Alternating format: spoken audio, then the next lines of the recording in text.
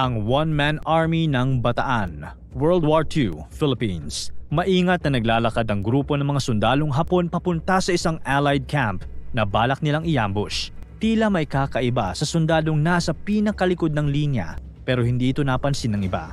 Nang malapit na sila sa target, bigla na lang natisod ang kakaibang sundalo at may inabot ito sa sundalong nasa harap niya. Nang tinignan ito ng sundalong nasa harap, nagulat siya.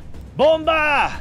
Nagkagulo na ang mga Hapon at nalaman na ng Allied soldiers ang kanilang pwesto kaya pinaputukan sila ng mga ito hanggang maubos sila.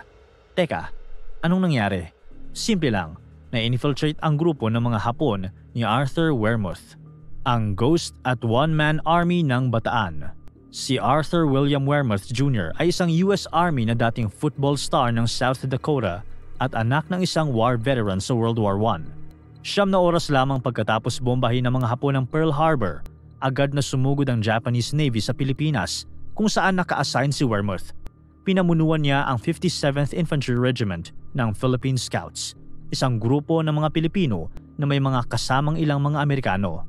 Hindi na bago ang mga delikadong misyon sa loob ng enemy lines para kay Wehrmuth. Isa sa kanyang sikat na mission ay noong pinasok niya ang kampo ng mga Hapon habang natutulog ang mga ito. Ilang oras din siyang gumapang sa lupa upang marating niya ang kampo nang hindi nakikita ng mga kalaban, lalo na ng mga snipers na nagtatago sa paligid. Nang dumating siya sa kampo, nakita niya ang isang mataas na ridge kung saan kitang-kita ang buong grupo ng mga Hapon. Agad siyang gumapang papunta doon hanggang maakyat na niya ito. Sa kanyang bagong pwesto, binunot niya ang kanyang Thomas submachine gun at agad na pinaputukan ang mga kalaban. Marami ang natumba sa ambush ni Wehrmuth.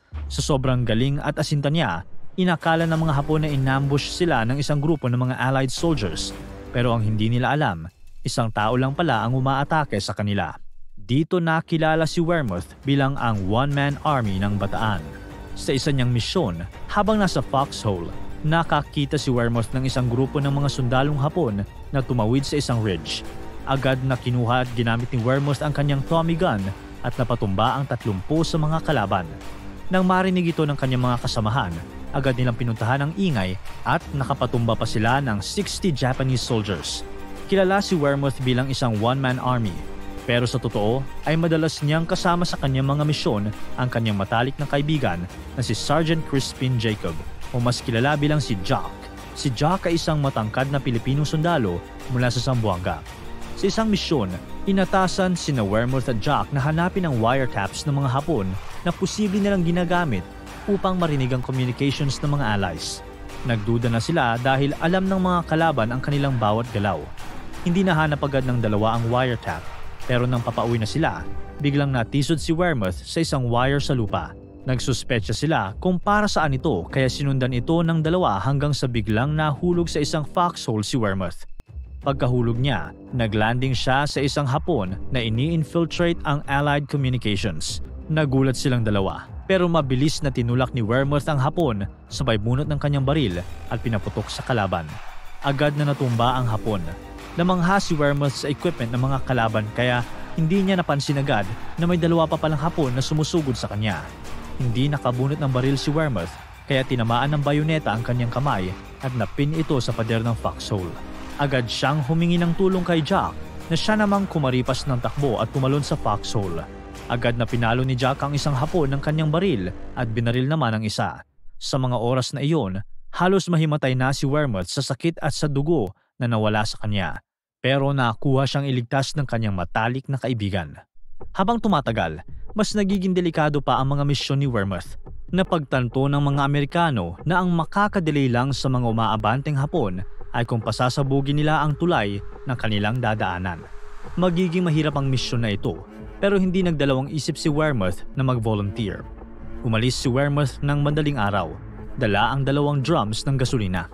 Maingat siyang pumasok sa enemy lines upang hindi siya makita ng mga Japanese snipers na nakakalat sa paligid. Pinagmamasdan lang si Wehrmuth ng kanyang mga kasamahan sa kanilang kampo at nakahandang paputukin ng kanilang artillery.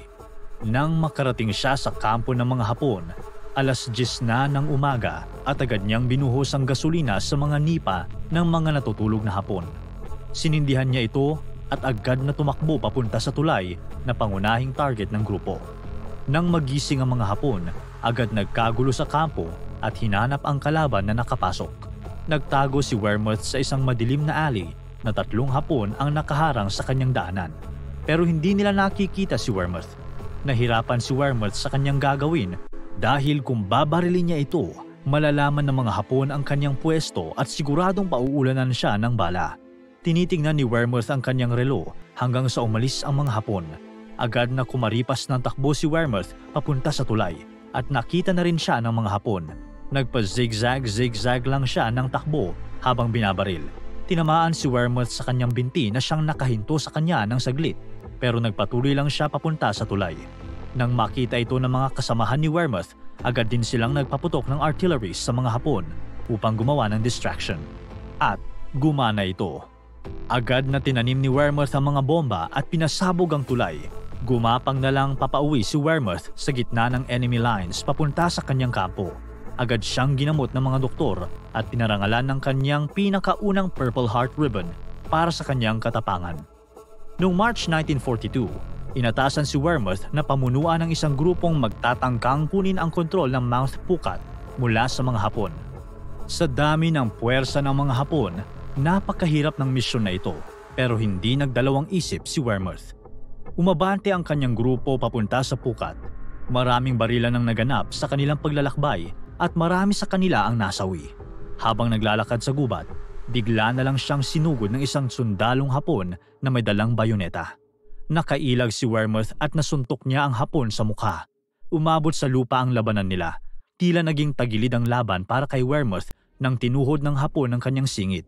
Dahan-dahang inabot ng mga kamay ni Wehrmuth ang kanyang kutsilyo at ito ang ginamit niya. Nang dumating sila sa Anayason Point, agad pinaulanan ang grupo ng machine guns ng kalaban. Upang makaabante sila, tinapunan ni Wehrmuth ng granada ang machine gunners, pero habang ginagawa niya ito, natamaan siya sa kanyang kaliwang dibdib. Agad na dinala si Wehrmuth sa aid station kung saan ginamot siya. Sa sobrang tindi ng kanyang tama, may ilang doktor ang nag-akalang hindi ito kakayanin ni Wehrmuth. Pero doon sila nagkamali. Dahil matapos lang ng 10 araw, kahit malubha pa ang kanyang sugat at hindi pumayag ang mga doktor, umalis si Wehrmuth sa ospital at bumalik sa battlefield upang tulungan ang kanyang grupo. Sa battlefield, sinubukan nilang i-hold ang kanilang posisyon pero di nagtagal, kinailangan na rin nilang umatras. Sa kanilang retreat, nadulas si Wehrmuth sa damuhan, nahulog sa bundok at tumama ang kanyang ulo sa isang bato. Nahimatay si Wehrmuth at noong gumising na siya, nasa ospital na siya ng mga Hapon. Kahit kalaban ng mga Hapon si Wehrmuth, nirerespeto at kinatatakutan pa rin siya ng mga ito.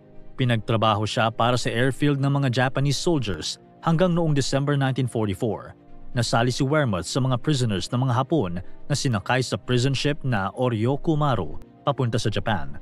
Matapos ang ilang araw, binomba ng mga Amerikano ang Oryoku dahil hindi nila alam na may mga Allied prisoners pala sa loob. Maraming prisoners ang nasawi at tumalon na sa dagat ang mga nakasurvive upang lumangoy papunta sa shore.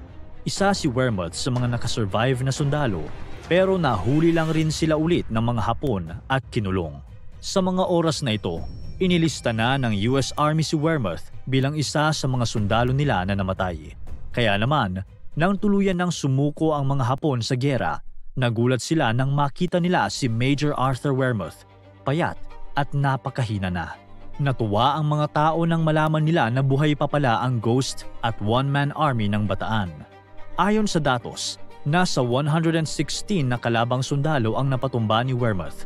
Para sa kanyang kabayanihan, nakatanggap siya ng Distinguished Service Cross, Silver Star at 3 Purple Heart decorations. Siya ang patunay na kahit gaano man kalala ang sitwasyon, may kagrupo ka man o ikaw lang mag-isa, basta't may tapang ka lang at determinasyon, kaya mong lumaban.